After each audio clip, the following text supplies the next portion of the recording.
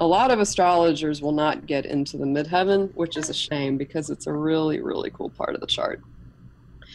And it's in Leo. You got the little Leo symbol right up here. And Jupiter, which is magnanimous and very beneficial, it's an extremely lucky planet. It shows where a lot of abundance and where a lot of your happier energy or your optimism lies. And so it sits right on that midheaven line, which is so cool. Now, the midheaven is interesting because to me, it brings together these two houses, which are the ninth and the 10th. The ninth is the Sagittarius house. So this deals with a lot of your ideas, your philosophies, your goals, your pursuits, your plans, your dreams, your ideals. And then it brings them together with that very tangible, make something happen Capricorn house. Capricorn's all about making something happen and manifesting things. So this really shows you the way that you manifest your career, especially, or your public image. And so with Leo, it's a very strong leadership role, extremely. And again, it can be really, really good or really, really bad. It really depends on your choices. To give you an example, two people that both had a Leo midheaven were Gandhi and Hitler. Oh, boy. How could you get more different than that?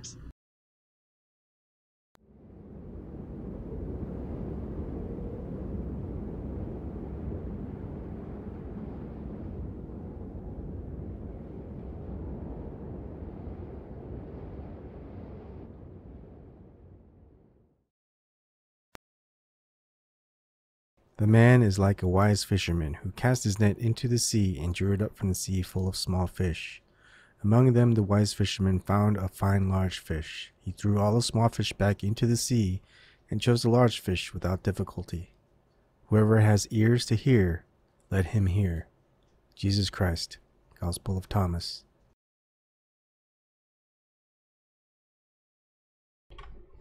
Good evening, everyone, on this late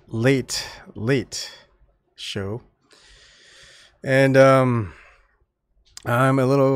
getting a little bit of a sore throat, so bear with me if I cough or something like that. And tonight I'm just going to go over a basic summary of the origin of the world from the Nag Hammadi Codex. And it's an interesting one. It didn't have a title. I guess they had a title for it, of course. So a little bit of a disclaimer: I'm not religious, but I like looking into a lot of different things. The Old Testament, New Testament, right? But what interests me are the interconnections between all the religions, different time periods, different locations, yet they all come up with the same thing. How does that happen? Is that just coincidence? Brush it off like it seems to be a lot of mainstream, a lot of what you would call elite do. But you know what? No coincidences here. Okay, let's switch it to the desktop. And I should probably start here. Now, you can go to various sources that have the Nag Hammadi library. Gnosis.org has it. You can go to even some of like the early Christian writings.com. You can find it everywhere. At Claremont College's digital library, they actually have the actual digital versions of the text if you ever want to translate it yourself, if you're able to. The only thing is, I don't think in one lifetime or even several lifetimes, I don't think one is going to be able to translate them very well or learn to be able to do it. And plus you're learning from someone else, right? So whether they tell you the correct thing or not, you don't know. You just kind of have to go, what do I have to say it, on faith. The good thing, however, is you actually get to see, at least on gnosis.org, whenever you are going to read from a codex, you can see who the translators are. So, for example, Codex 1, the Young Codex, Jung maybe, the Prayer of the Apostle Paul. So that's a Mayer translation, Mueller CGLP translation. You get two translations. I wonder if there are just other translations out there that's not of this. So what I am gonna kind of go over, because I've kind of glanced through all of them and looked at the different translations, short version, long version on some of them, and it's really pretty cool because you would think that this story that they tell, and just the one on the origin of the world, I mean, it puts Lord of the Rings' origin just kind of to shame, but it's very, very similar too. And I think what's interesting, I think J.R. Tolkien plus Guy Gavriel Kay. If you guys ever heard of Guy Gavriel Kay, he's he wrote a couple of books. One of my favorite books is The Lines of Al-Rassan. But one of the other things that I think I remember is he was also kind of like an editor. Maybe he in some way worked with J.R.R. Tolkien, and hopefully I'm saying J.R.R. Tolkien correctly. And he wrote this book. Maybe I should just go and bring it up. Guy Gavriel. Okay. So let's see some of the works that he has. Good stuff. If you guys like fantasy and historical fiction, read his stuff. I would stay away. Some of it starts getting dry. Like Lines of Al-Rassan is my favorite. If one of the favorite books of all time. Go and give it a read. I know I'm going off topic here. I'm sorry. The Fiona of Our Tapestry is very, very similar in some ways about the whole origin. It kind of brings in a lot of the Nag Hammadi origin story in some way. You just have to. You see a lot of the stuff in books and in certain things, but they never seem to be brought to the screen. You would think something as interesting as the origin story of the Nag Hammadi would go onto the screen. However long it's been, decades of things made onto the screen, Nag Hammadi isn't one of them. And plus, of course, you've got the actual real history where the powers that be keep destroying all the documentations, because a lot of these references within Nag Hammadi, they're kind of assuming that the reader who's reading it already knows kind of the backstory. So there's a lot of history lost, and it's sad. But anyways, back to Guy Gavriel Kay, the Lines of Al-Rassan. Go ahead and read that. I think the next one that I liked was Tagana. Song for Our Bone was pretty boring, and a lot of it starts getting into very, very poetic and not too great. But the Fiona of Our Tapestry is pretty good. If you like fantasy, very similar vein of like, I don't know. I guess it would be more like Lord of the Rings in some ways. It's worth reading. Just something to think about. Okay, sorry. Big segue. Now, on the origin of the world, it's untitled text. This is translated by Hans Geberd, Beth, and Bentley Layton. You can read different ones yourself. Of course, you can see that the origin of the world, there's just two translations here. I just kind of give you my take, because the thing is, there's just so many things that I've been reading and listening to, and gosh, if I get something wrong, please let me know what it is that I got wrong.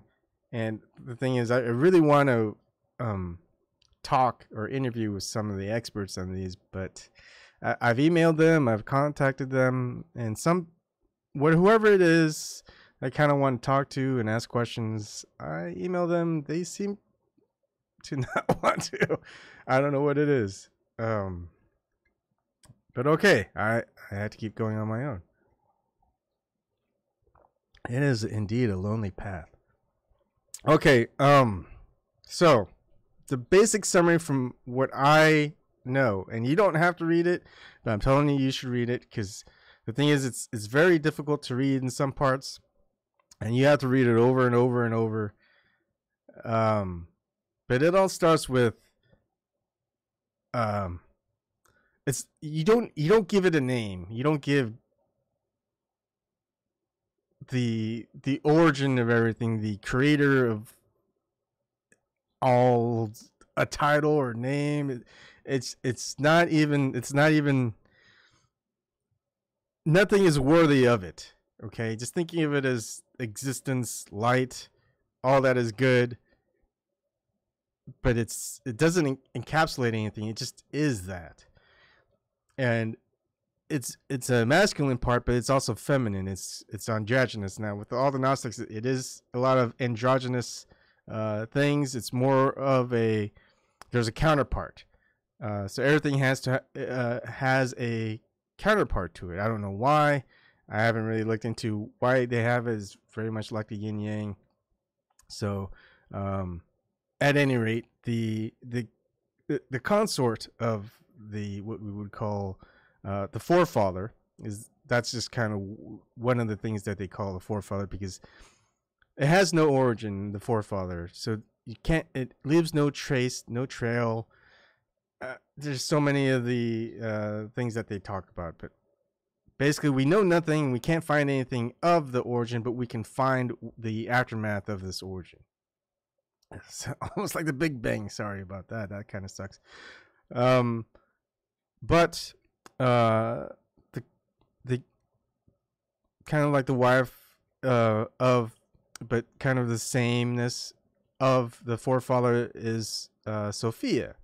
And well, they created, I think they've created things in the past, I would say, because what the origin of this world that we're living in, what they're saying is Sophia created, and she's, if there's a forefather, she would be the foremother, but she created something without the guidance or permission of the forefather.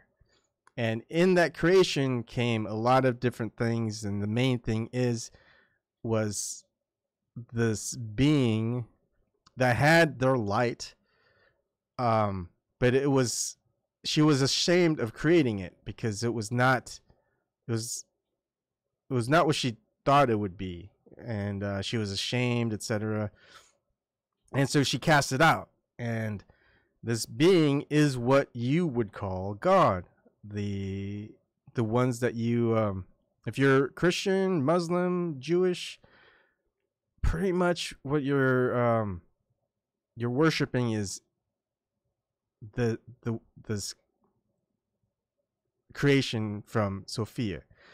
You're worshiping the name. I think there's 3 names. The main one is Yadaboeth, but you see Sophia mention this being as Samael as well, and from it,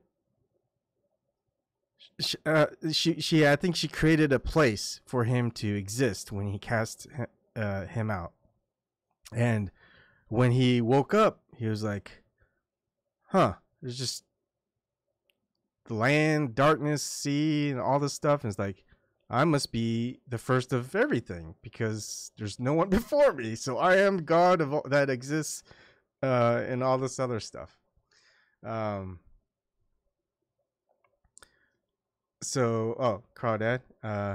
Sorry. I'll kind of go over the chat afterwards. But yeah, it's pretty cool, but it's not just that. So because of it's mostly a lot of arrogance, ignorance, and a whole bunch of other stuff. And this Yadaboeth, I would say, created a lot of different things, and within of those things, they created other things, and so there's numbers and all this other stuff, and to kind of impress them, look, I created, and you guys created other stuff, look how powerful I am. There's no one who's more powerful. And he goes, if there's anyone more powerful than me, let them appear. And then the forefather appeared, just emanating light. A lot of the ones that Yadaboth created didn't have this light, the spark of the forefather in Sophia, and so they couldn't see him. At least that's kind of their interpretation of the translations. But he saw him, and the others saw that Yadaboth recognized a being, and what basically was imaged was man. It was an androgynous human, perfect in every way, and Yadaboth was like, "What the hell?" It's like he got really jealous after the forefather just went away, and we don't know what was said, what was done. I think it hints at it within the Nag Hammadi text, and so Yadaboth was like, "Okay, well, fuck it. You know what? My plan is we're gonna one up this forefather guy, gal, whatever, and we're gonna create something to match it, right?" So they create us. He creates humans, in the image of the forefather, in order to gain the power. And there's a lot of creation stories of. There's a lot of so like the first creation of the forefather in Sophia, I think, was Adam, and so the Yadaboth named. Actually, he got that idea to name the creation of the humans, the first human, Adam. That way, using the name would also give power into the being.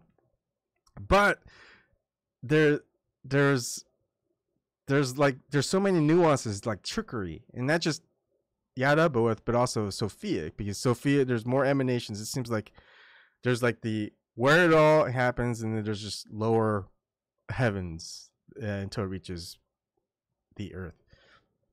So in order to thwart, I guess, Yadaboth, Sophia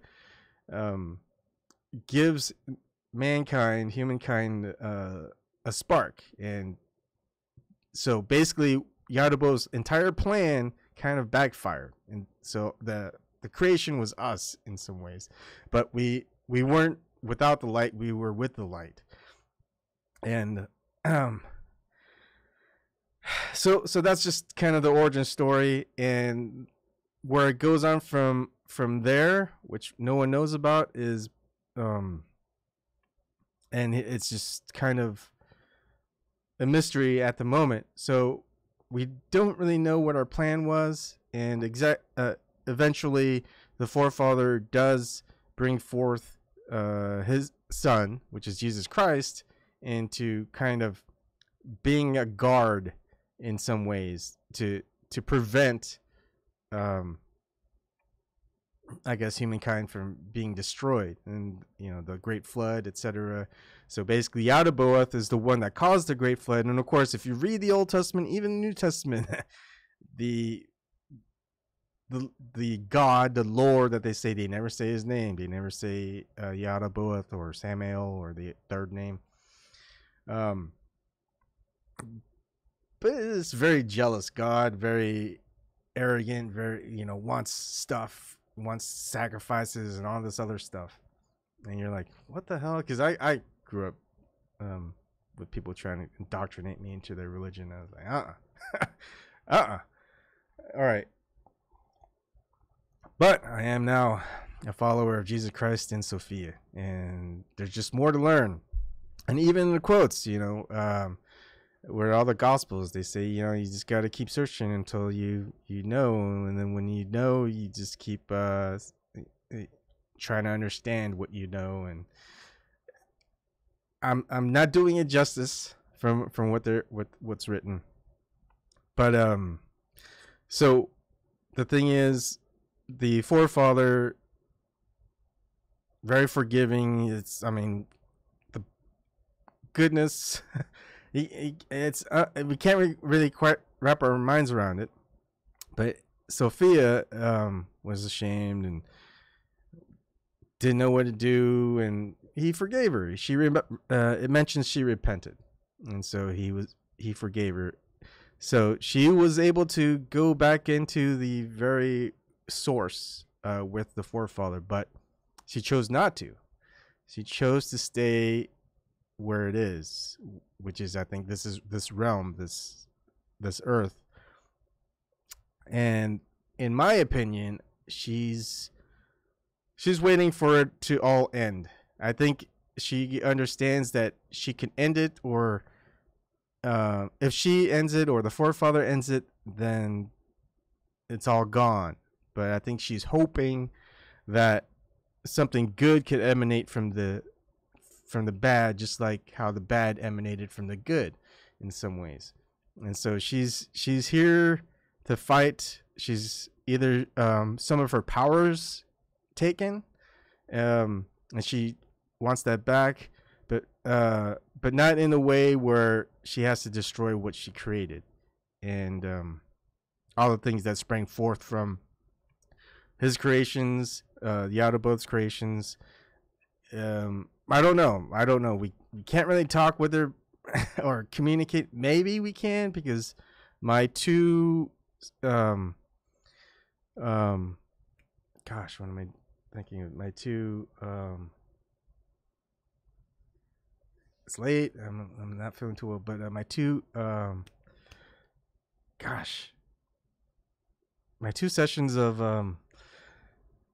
damn it, I can't think. The Mother Vine. Why can't I remember it? Hold on, let me just. I can't remember. Yeah.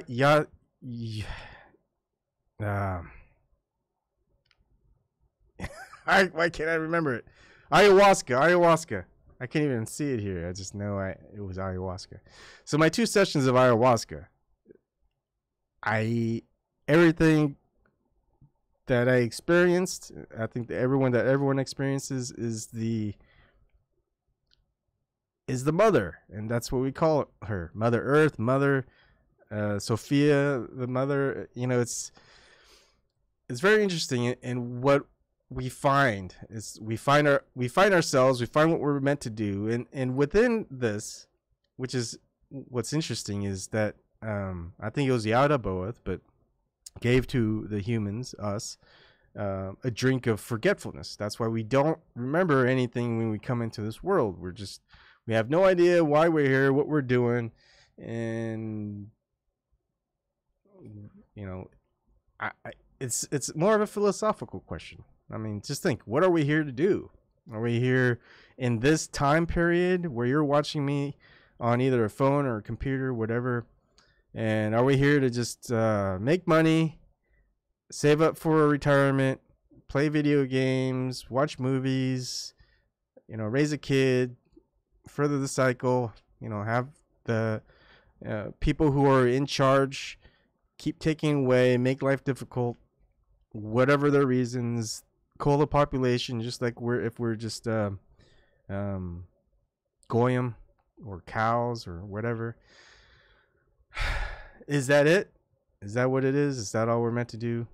Are we supposed to do something more? Are we supposed to let them do that, by the way? I'm gonna say you don't believe any of this stuff. I say don't believe in anything at all. Just know what you feel and feel what you know, and make your decisions based off of that if it has to be a hunch.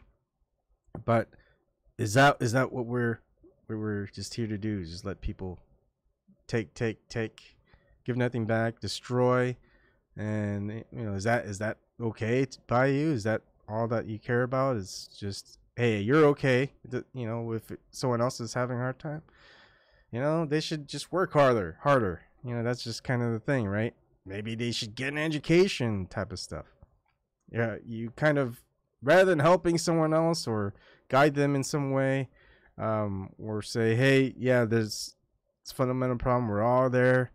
How do we get away from the system? And we have to finally find out that this system is not good. It never has been, and it never will be, and we need to end it. And we need to start something that's better, something that's more earthlier, more divine, good, You know, we don't lie about things, tell the truth. I mean, how basically don't do the things that you hate. There's a lot of gospel stuff. I mean, if you're religious, there's a lot of good sayings in there, but a lot of people don't follow them at all. Doesn't matter what the origin story is. And okay, so, and then of course, say hundreds of thousands of years, of millions of years. If you're in the if you're not flat Earth, if you don't think it's flat, or if you're still in the boat of evolution, I mean, it's still a theory. Evolution is still a theory, and it's not a good one.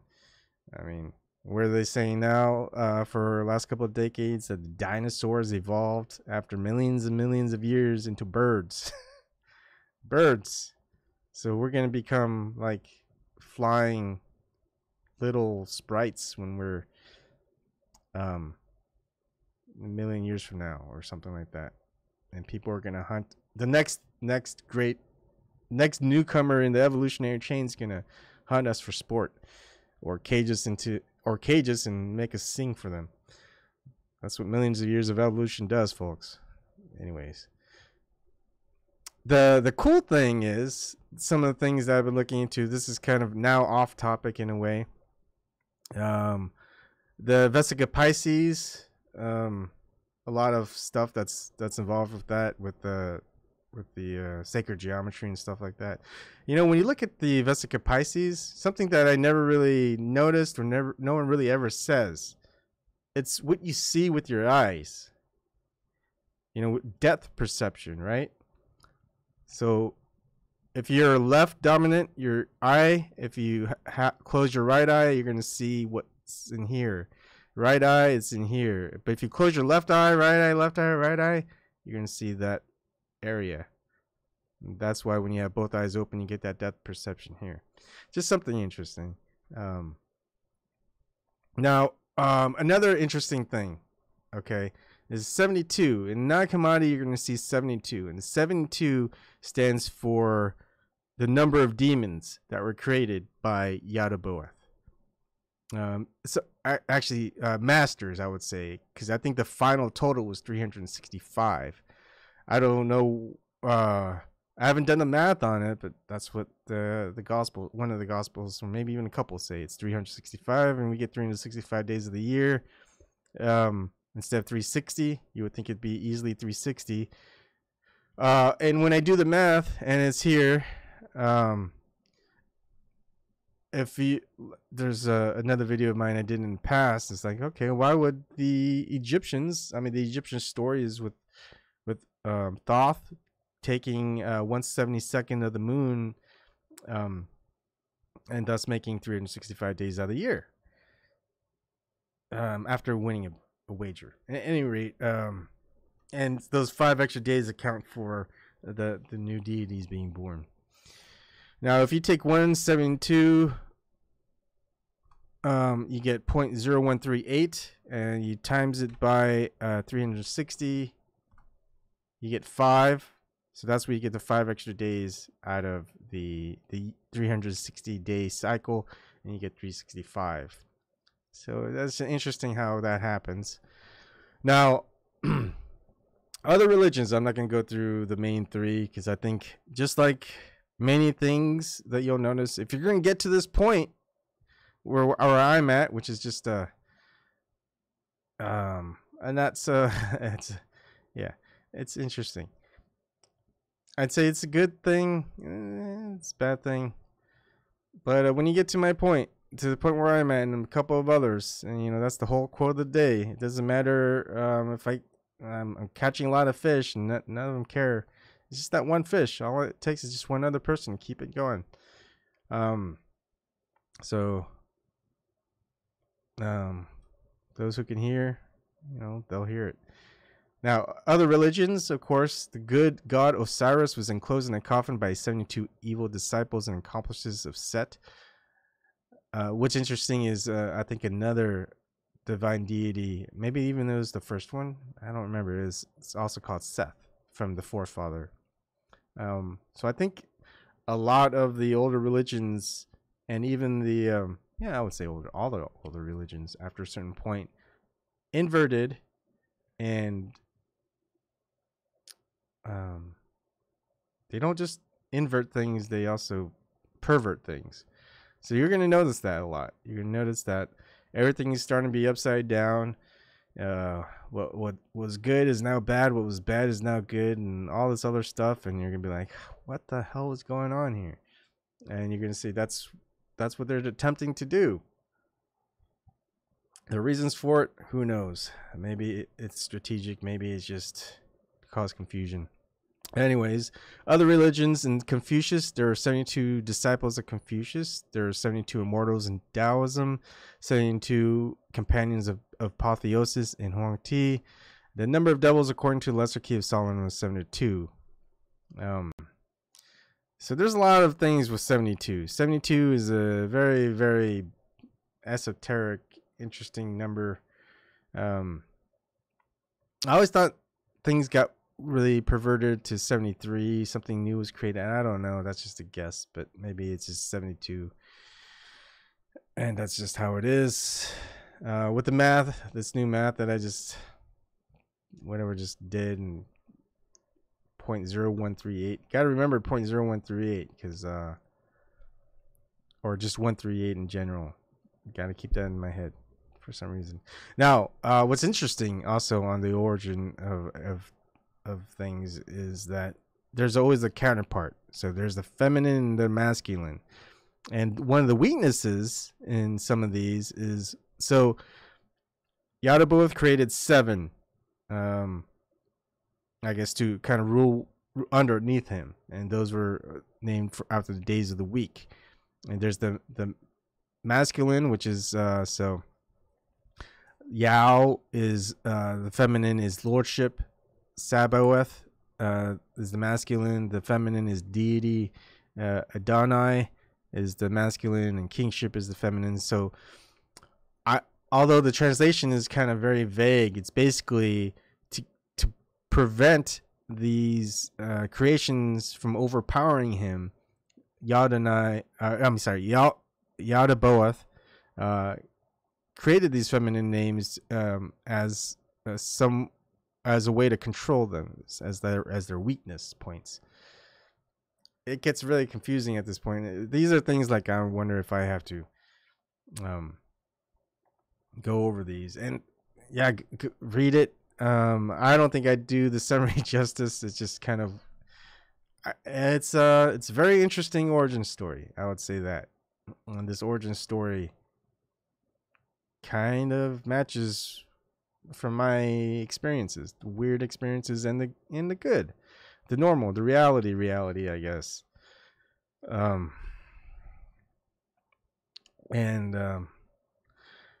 Another thing, I was playing with the gematria stuff, and I don't know whether gematria is accurate at all. I mean, it points to things that are connected, but I think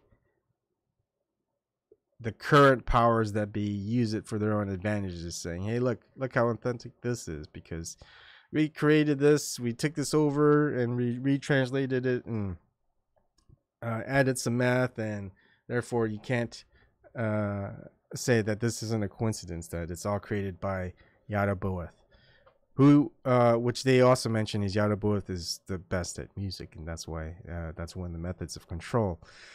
Which kind of sucks when you think about it that way, because music is pretty wonderful. But so not all.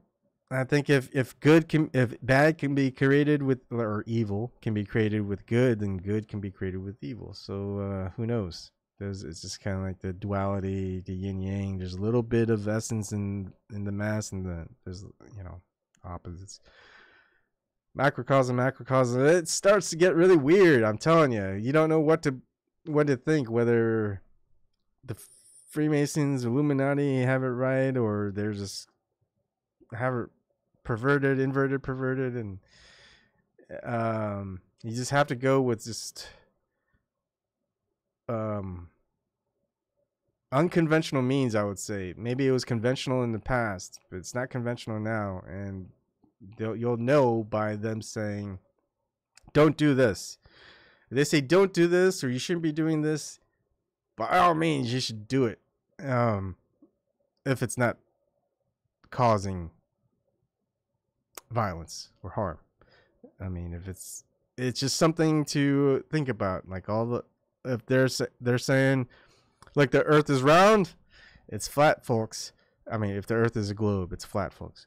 If they're saying, oh no, there's nothing in the magnetic North Pole, in the geographic North Pole, it's just snow and ice, and there's a pole with, you know, all the there's pictures. There's nothing there.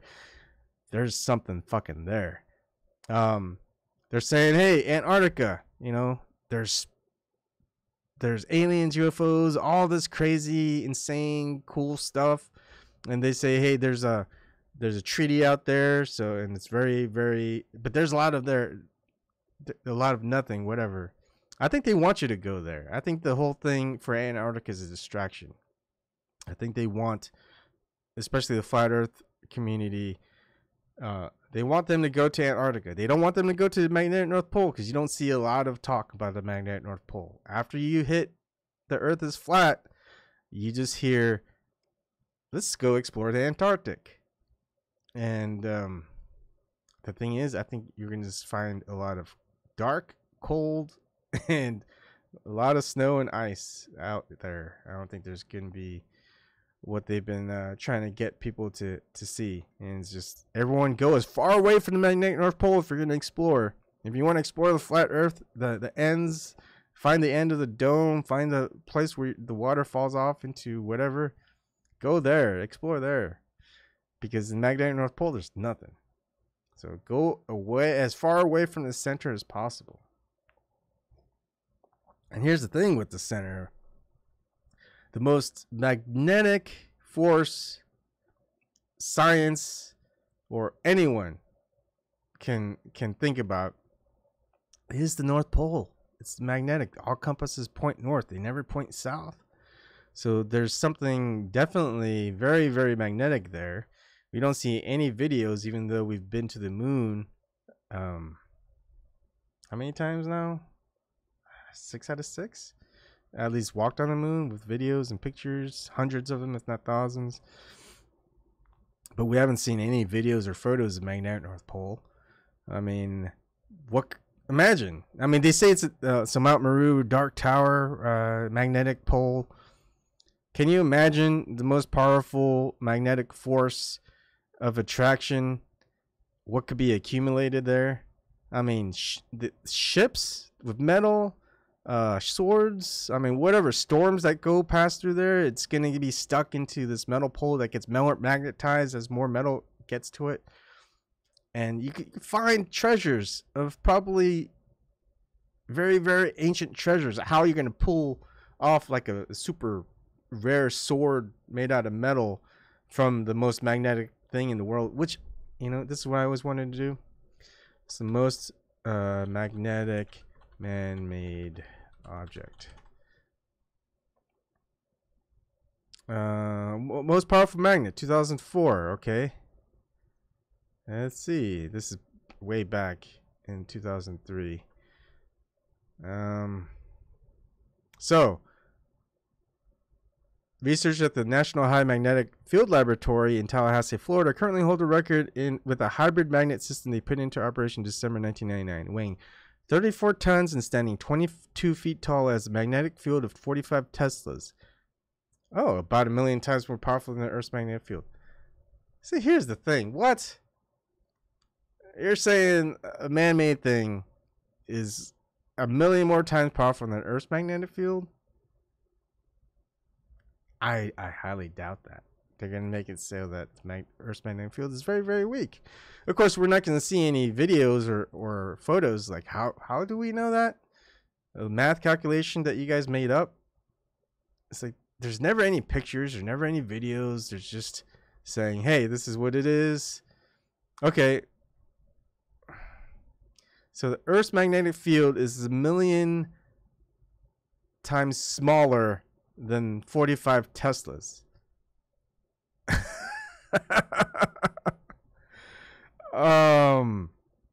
You know how small the magnetic field of the Earth would be, yet it attracts something as powerful as the moon? It causes jeez, I don't know what to say. I mean, this is the stuff that they put out. It's like, if you even think about it, it's like, does that make sense to you? That I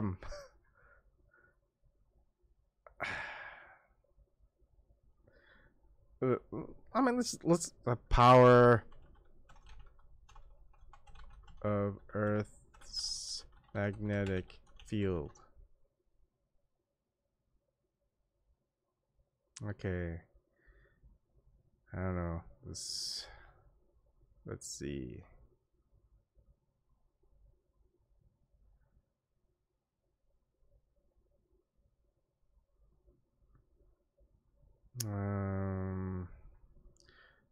They don't really say how powerful it is. What does it do? I mean, yeah, it's so powerful. Birds can flock to it. Of course, you don't see any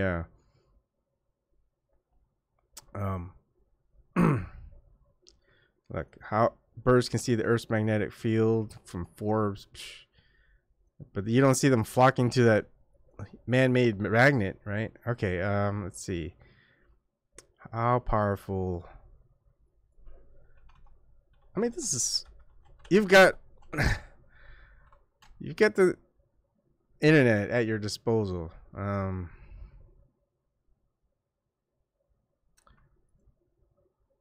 Let's see. They don't really say how powerful it is, do they? Not very easily. It's like, come on, how powerful is it? They don't tell you shit. Oh, okay. Quora, of course I don't like Quora. It is, contrary to popular belief, is extremely weak, many times weaker than even a common ferroceramic bar magnet. Yet everything points to the North Pole. That's how weak the Earth's magnetic pole is. They like it's weak. There's nothing there. You're not gonna, because it makes sense. Because if it was one of the strongest things, people would be like, "Hey, how come we don't go there?" You know, if it is the strongest magnet in the world, in the Earth, whatever,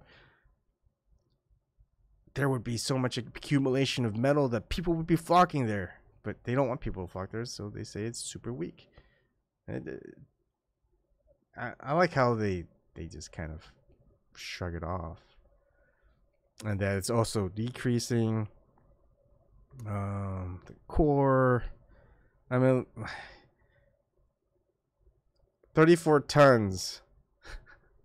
Something that weighs 34 tons is a million times more powerful than Earth's magnetic core. It's just they're killing me. At any rate, we will finally find out. They never show us any pictures. All we get are diagrams. We get renderings, artist renderings. We get little traces. We get diagrams again. No pictures, no videos. Everything's animation. Everything. However much we spend in government.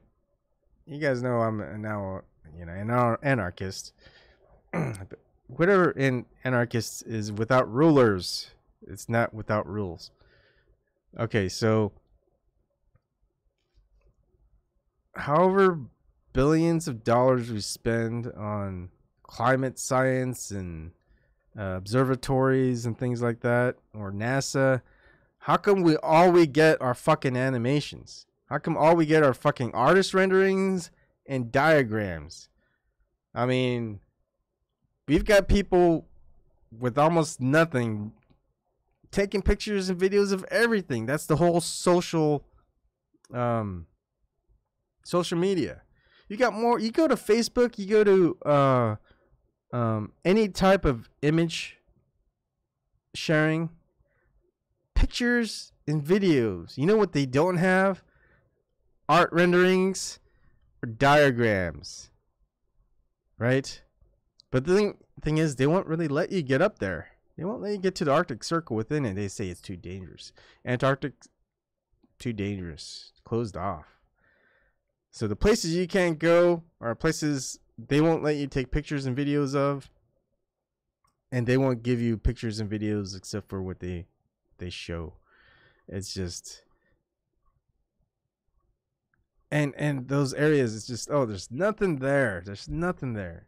Even though within the Arctic Circle, teeming with fish, teeming with large fish and mammals that go to the Arctic, within the Arctic Circle, at least once a year.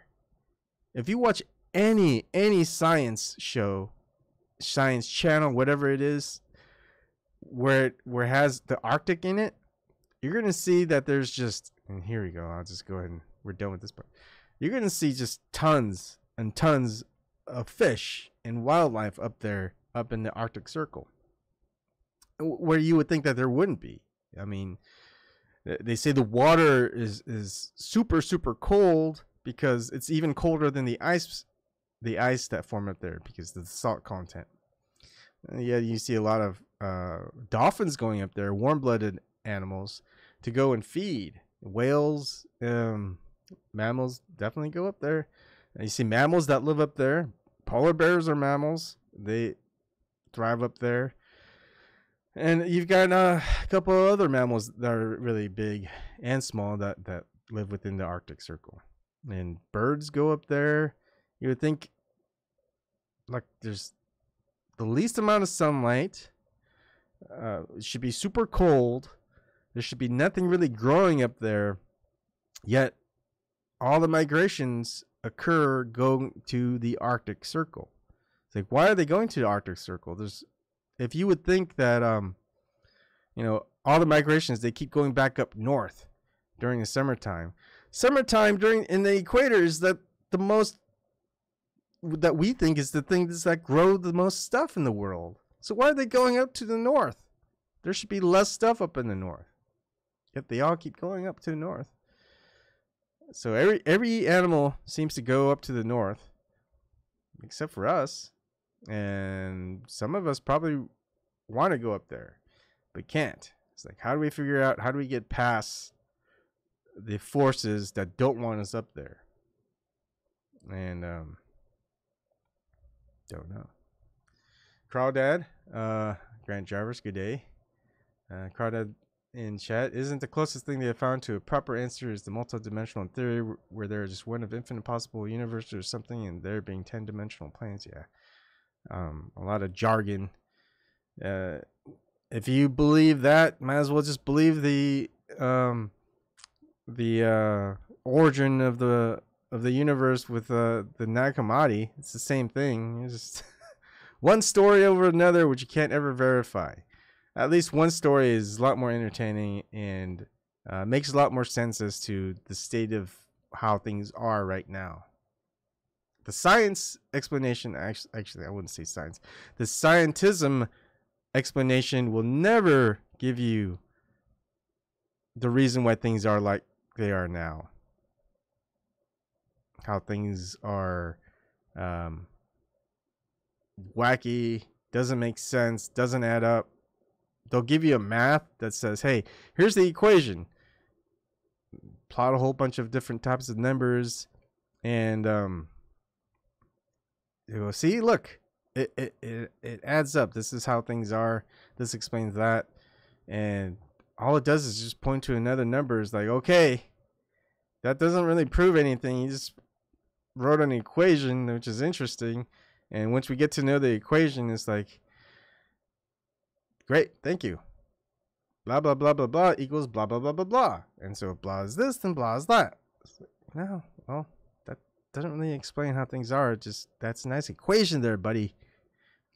One thing that's representative of something else, and then it's never a whole number. It's always more fractals of something else. And they go, oh, see, life is fractals.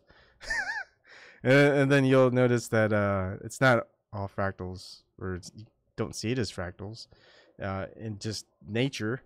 And you go, oh, well, see, math is correlated to nature, but nature isn't exact, and so math isn't exact. They'll give you all this short and skinny. Trust me, I'm a big geek, nerd, science person. And yeah, a lot of people just kind of get sad in some ways, like, oh man, and I thought I knew stuff. I just knew a lot of gibberish. And so it's like, now I gotta relearn shit. And all the shit that I'm relearning from, I don't even know if the people who are looking at stuff know it. We're looking at a whole bunch of ancient stuff where, you don't understand the language. You just have to go by the translations. And you go, how did the people who knew how to translate stuff know how to translate stuff? And can you even trust them? There's so many adaptations of all these ancient texts and all this other stuff. Plus, powers that be, why would they really reveal a lot of this stuff to the public? So there's only so much you can really trust. And so we just keep having to go with like alternative means. It's like, how do we get to this? How do we get to that? It's like magic, or it's just voodoo or crazy stuff. It's I don't know. I guess you just add up the coincidences, huh? I mean, experience. If someone has the same experience as someone else on a hallucinogen, or what they call a hallucinogen, that's why ayahuasca is the number one truth medicine, I would say, because people will probably, who either people lie or they don't really experience it, like or they experience it and they lie about their experience. But the commonality is everyone who experiences it experiences the same thing, especially the first time. The first time you'll meet Mother Ayahuasca, she'll guide you, she'll protect you, she'll give you your first lesson. And then the further lessons you do, my second one was a very, very hard lesson. And there's probably a reason behind it. And I'm most likely there is a reason behind it. Kind of makes me shrug it off as to not being ready for the next lesson. Because did I really learn the second lesson? In a way, yes. In a way, maybe not all the way. But I'll see. I think the third lesson, I'll know what more to do. And that guides me in very many ways, because I keep seeking answers, but I don't know which direction to go. And then the direction will come to me in some form or another, and it matches my experiences that I had within ayahuasca. And it's like, okay, so this other state of consciousness that I remember, it's not like a dream where you wake up, it's like, it's gone. No, this is firmly embedded within my psyche. And it's not a experience that you, it's not an experience that you really enjoy. It's like learning martial arts from an instructor who doesn't ease up on you. You know, you're gonna learn the hard way. You're gonna get the bumps. You're gonna get the bruises. You're gonna get cut. You're gonna bleed. You're gonna have trouble moving the next day. You know that. You know that's what it is. It beats you up, and you learn your lesson. It's not a physical beat up. You get healed physically. But yeah, and what's interesting is when I'm reading again back to the Nag Hammadi, and I think I'm going to start with the Gospel of Thomas, because Thomas of Didymus is very similar to me as far as the origins of where I am at now as being an agnostic. I still consider myself agnostic. And then when I hear someone like Maddie Lee is always lumping in atheists with agnostics, I'm like, dude, you say you're a Christian or new Christian, whatever it is, just kind of like I'm a follower of Jesus Christ. Yeah, you don't know Thomas of Didymus was an agnostic, was the last person to believe Jesus Christ until Jesus Christ, he saw for himself who Jesus Christ was, and then he's like, yeah, okay, yeah, you're who you say you are, type of thing. So Grant Jarvis, you speak more than one language. How do you translate? Saying you're from Korea, do you speak two languages? How do you translate between two languages? Yeah, you're just taught that. They just teach you. But how? But the thing is, how is it always correct? Is it always correct or not? It really depends on who you learn it from. So I didn't really learn formal Korean because every time I learned it, there's no one to speak Korean to. The only people I speak Korean to is my mother and my father. Not really. So it was just my mother.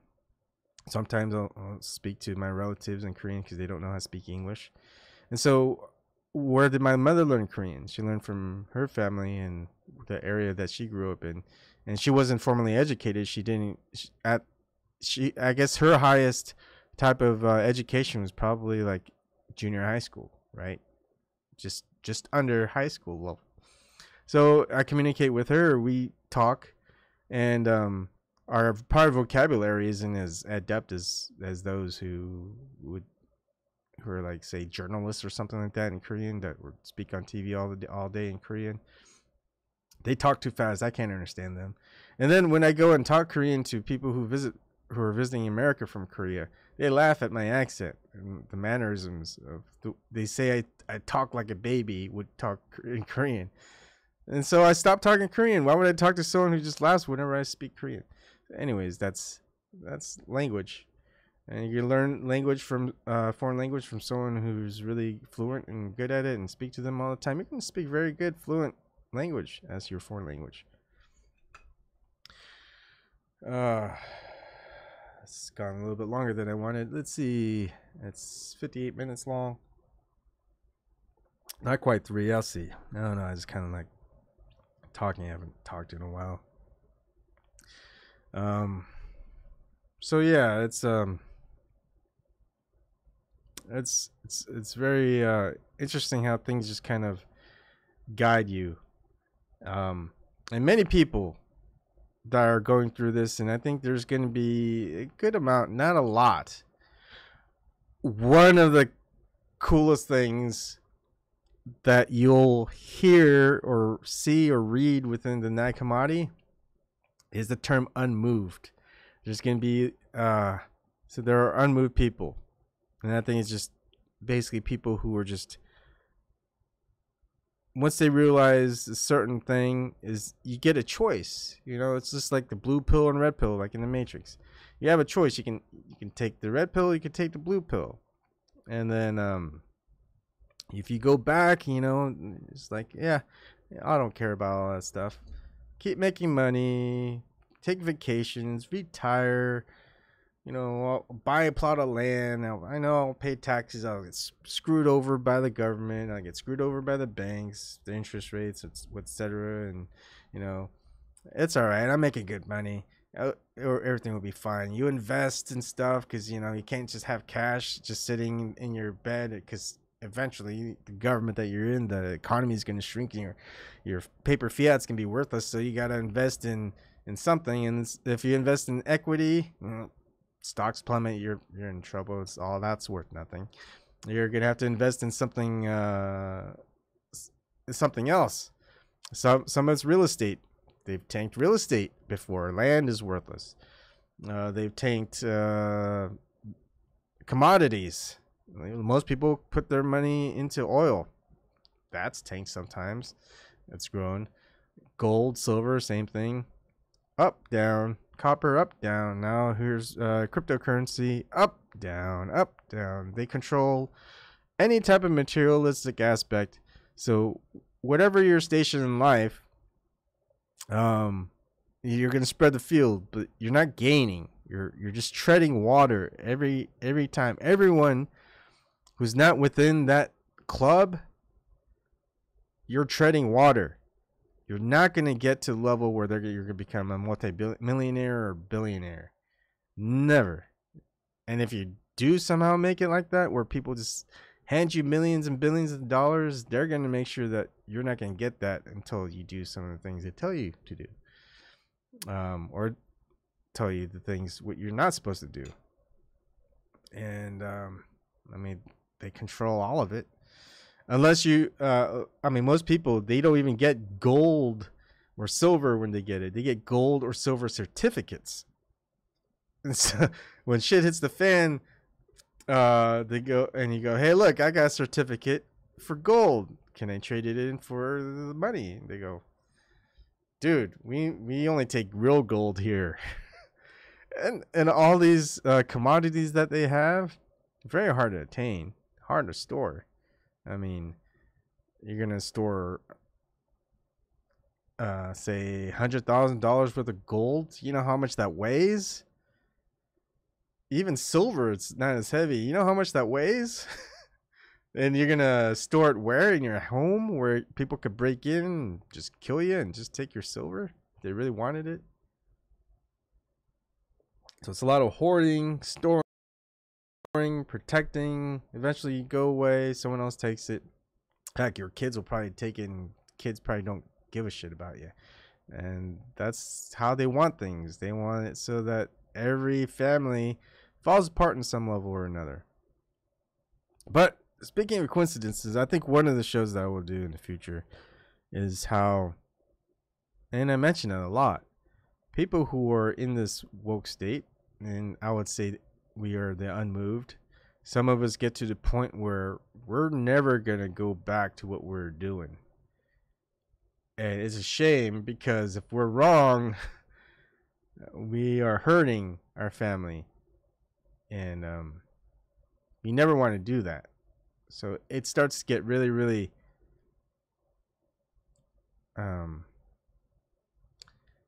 it's like a race. You know, there's only so long you can hold off until something breaks.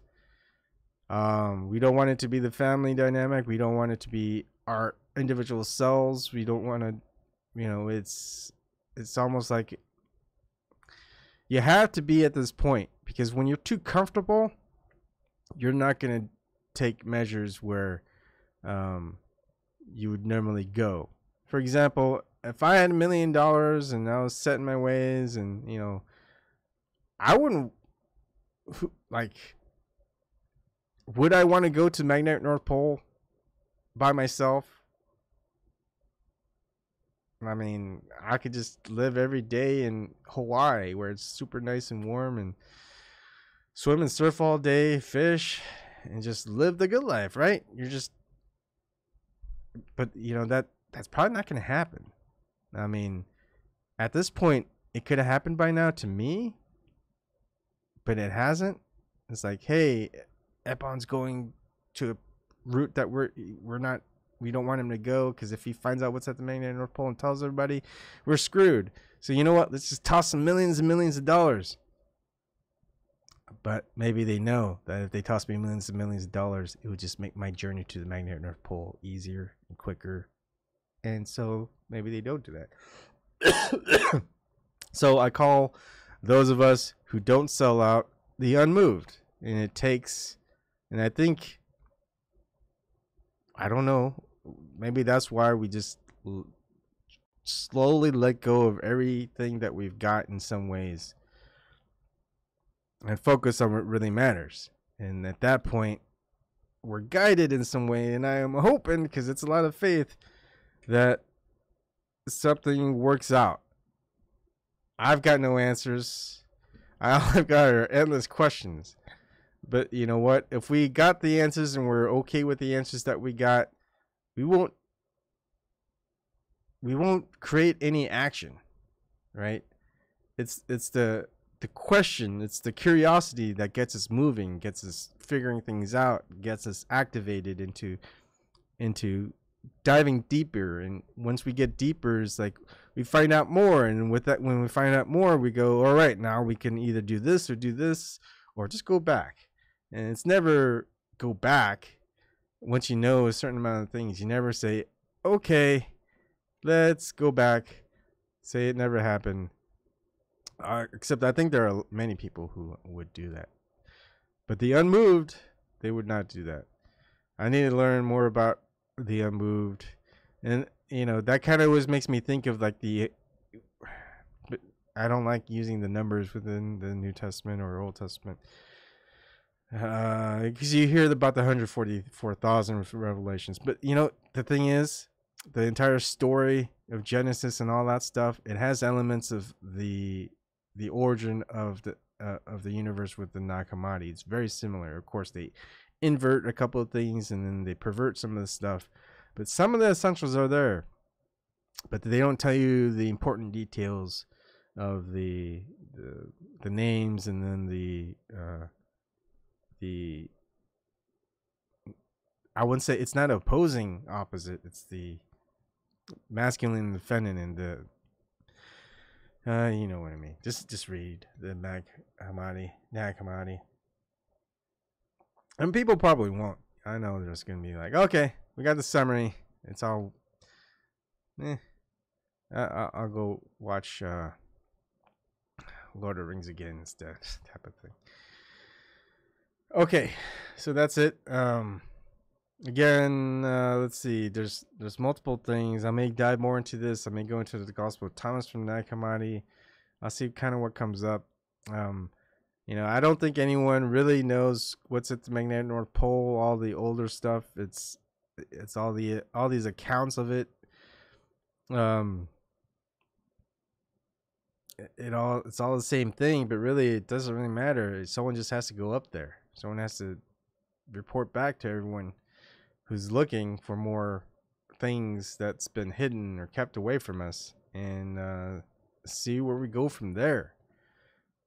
Because there's only so much we can do behind the computer, and I think it's a good thing. It's a horrible thing in ways, because no matter what actions I take, I'm not going to gain any traction, subs, views, money, anything like that. It's just something that whatever I find. And what's funny is I see people like Owen Benjamin kind of starting to go through the same phase as me and many others before me, and all those others before me are going, look at this guy, he's going through the same thing. Yeah, it is kind of hilarious, because everyone does go through it to get here, but then no one goes further. No one takes the next step, because what they're doing is good. It's like, okay, come to this checkpoint. We need more people at this checkpoint, because there's not enough of us, and then there's more further down the checkpoint waiting for everyone else. Is like, we need more people over here at this checkpoint. Can you guys somehow get more people in? And he's like, people over here say, what do you think we're doing? Of course we're doing it. What do you guys find way over there? And people at this checkpoint are going, well, we don't know. Our resources are running thin. Maybe we just need more people with better resources to keep continuing on. And then over here at this checkpoint is like, we've got a lot of resources over here, but we really can't afford to give you any more resources, because we're using all the resources to get people here. It's just a big circle jerk in some ways, and I think it's fine. I think the less material stuff that one has, the more drastic the action that they will take in order to hurry up the process of making change. So I think this is a part of it. I think it's the point of no return, in some ways. It makes me think, just like Julius Caesar. Was it that march? Hi, Kathy B. Long time no seeing. Grant Jarvis, right? Looking forward to see you chat about the Gospel of Thomas. So yeah, I do like. I mean, I have read Gospel of John, or the Lost Gospel of John. Gospel of Thomas is something more of my line, and that I'll probably look into and read more in depth. And I've been tempted to look into, like, because right now I see Greenland as being the closest, right? Flights to Greenland, but I don't think I'm gonna be able to get there. And whenever I get to Greenland, I mean, is it Greenland? Yeah, it's Greenland. Whenever I get to Greenland, let's just say I'm going a round trip. Let's see what they have. Where do I land? Nuke. Where's Nuke? Now it's time to compare. Cheapo Air.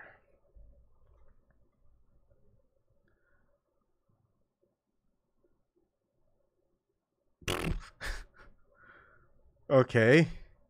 All right. How about in the summertime? You guys got to find something in the summertime. Okay, that's probably because it's let's do May 15th.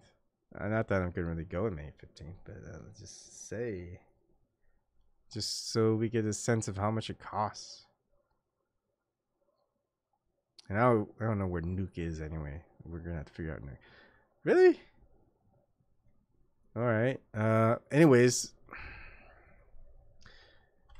Google Maps. Nuke.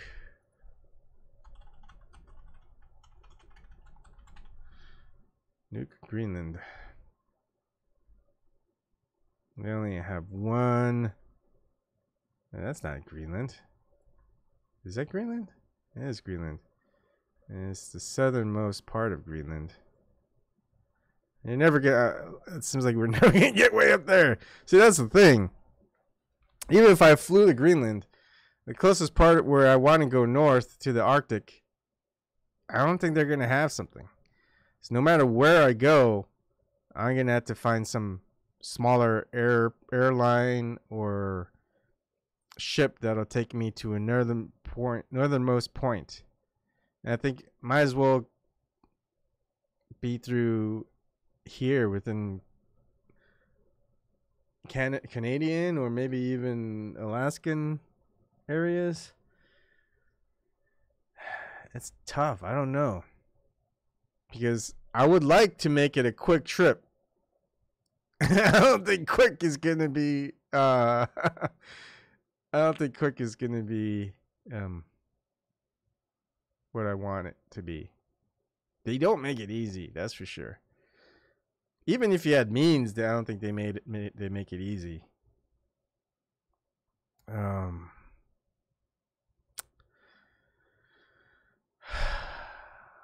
mean, gosh. And I don't want to stay away from family for too long. That's the other thing. It's like trying to get to the magnetic North Pole from here in Greenland. Just getting it all the way here on a land track would take months. Not to mention from this part to whatever's up there, it'd take many more months. I'm trying to do this in like no more than 5 weeks, I hope. It's tough, and I don't think I'm gonna get there from Siberia. Yeah, with the tensions of Russia and the U.S. Now, I've always thought about like Norway, because Norway, it's I mean there's still quite a ways out, but of course there's been an account of a historic Norway expedition from Olafsson, I think. Gosh, I can't remember the name, but him and his father made it to the magnetic North Pole and what was there.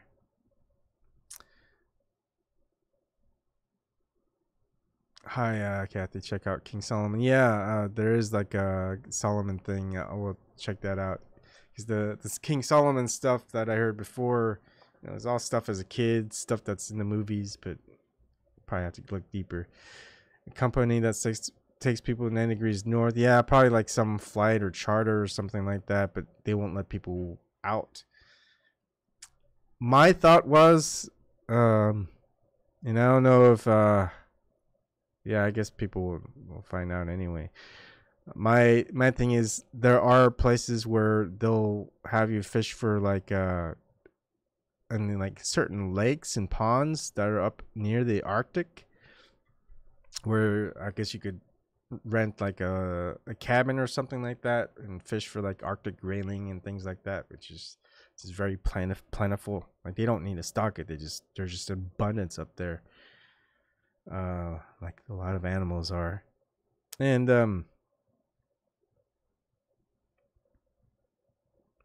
so going from one of those places and just leave and go where the magnetic north points.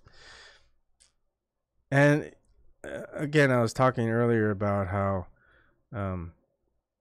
you've got lots of sea life and not just not just fish, mammals, but mammals, going and birds going up to the Arctic Ocean, Arctic area, to the Arctic, pretty much.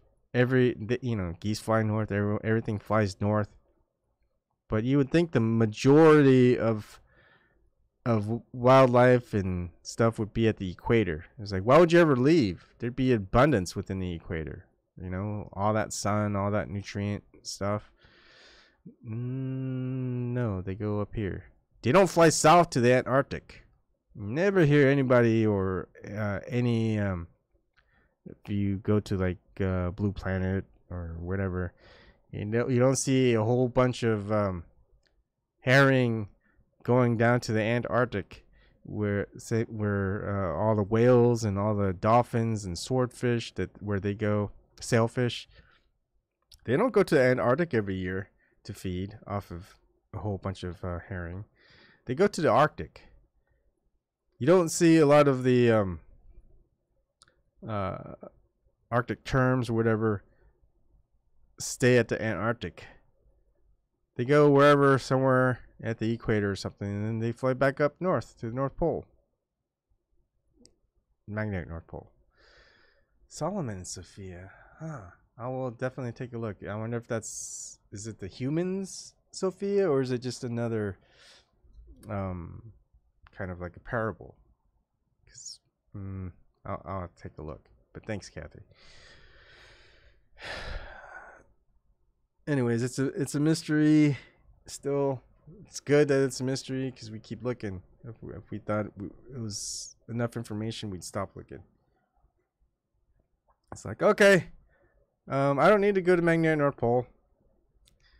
The NASA and NOAA and isn't interesting. NOOA is NOAA, just like Noah of the biblical and a whole bunch of other stuff. People don't notice that. NOOA, whatever. NOOAA. Yeah. How do you pronounce National Oceanic and Atmospheric Administration? NOAA. NOAA. Is that coincidence? Or did they do that on purpose? And right when you get there, globe Earth. Not flat Earth. And I'll bet you all the money in the world, whatever money, I'll make up a number. How about $1 million? You give me we'll bet $1 million, even if I don't have $1 million. This isn't a real picture. This is either composite or an artist rendering. Excuse me. And they'll even tell you that. That's the thing. And you know what? There are certain quotes from within the Nag Hammadi and even the New Testament, whatever. They tell you a whole bunch of things. And you know what? People will just remain ignorant. They don't care. And that the coincidence of it is supposedly all this stuff was written 280 or something like that. They had the same problems. People wanted to remain ignorant. People didn't care about searching for the truth. People would just listen to the people of that day and go, hey, look, these people are all listening to this guy. He must be saying something right. Hey, look, this guy's king for some reason. We gotta listen to this king. Yeah.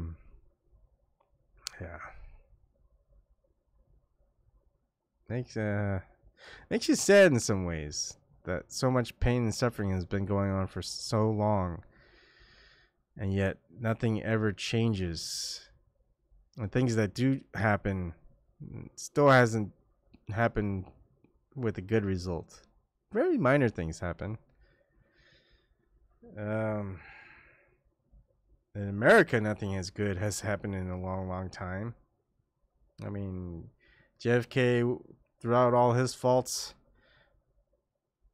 he got assassinated. And by no other than the government which he served. There has not been a good time, and some people, and I know, like most of the progressives, Greens, whatever, their favorite, I guess, was way back in the FDR days, right? Franklin Delano Roosevelt. They say that, you know, Green New Deal, whatever. They're all excited about that. I mean, that's over a century, folks. Maybe not. Has it been over a century? I mean, well, it's close to a century. I mean, goodness, that long? I mean, within our generation, it hasn't been good. Is that what you're saying? And yet you're gonna keep doing the same thing over and over again in order to say, hey, maybe it'll work this time? Dude, that never happens. Never happens. It's like finding a bug in a software program. It's like, hey, I know it's a bug. Every time we repeat these steps, it happens. But you know what? If we do it the same way, maybe it won't happen. No, it always happens. And if it always happens until that gets fixed, or find a way around it, you're going to experience the same result over and over and over and over and over and over and over and over again. And you're going to see the same response every time from the powers that don't want this change to happen. They're going to say, what are you going to do? Be violent? You're going to what? Take your pitchforks and go after all these people who do no wrong? It's like, no.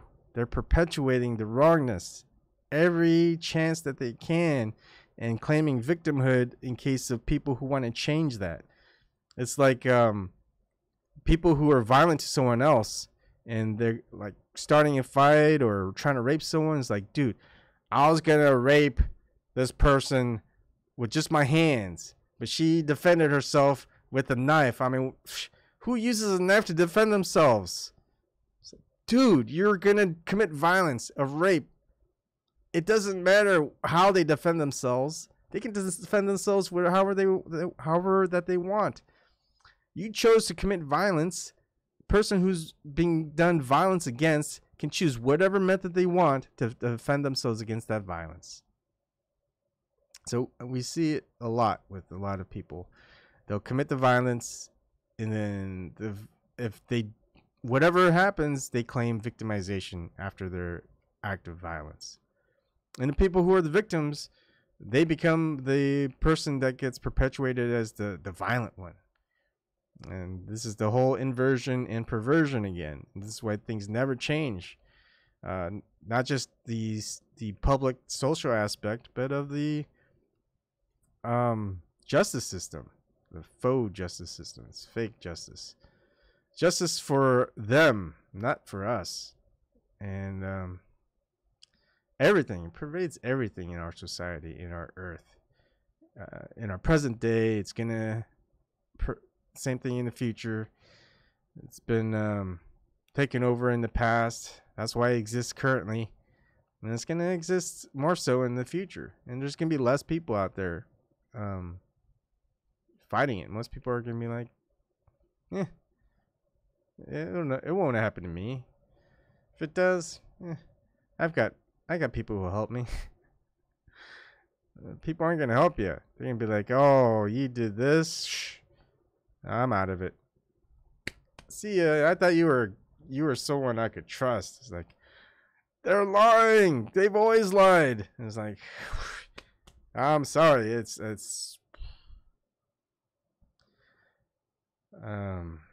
keep getting worse and worse. People more divisive, more singled out. It's a war of attrition. And you've got, I don't know whether it's paid. People are paid shills, paid opposition, probably. I mean, you'll see tons and tons of people who make YouTube videos, who make lots of money off of YouTube videos with their Patreon, or you see the Google payment, whatever system during live chats. You don't know their names. You don't ever see their face. You don't know where they live. you don't know anything about them, yet people will hang on every word that they say. It's like confuses me. Really? Anonymous people? You're gonna trust what they say about what's going on in the world? And then of course the people that you see who don't hide behind a computer or identity.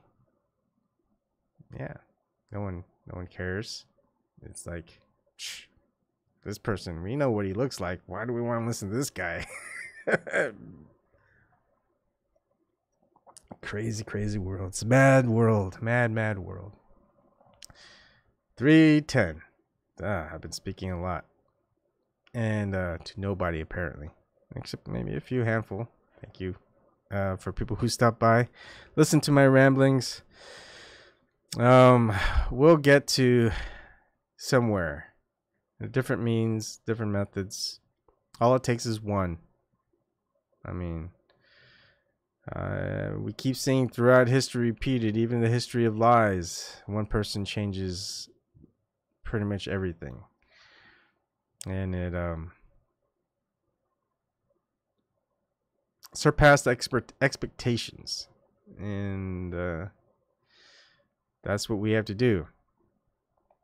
You're never going to surpass expectations by doing the same thing that has failed in the past. Because everyone who's changed the world,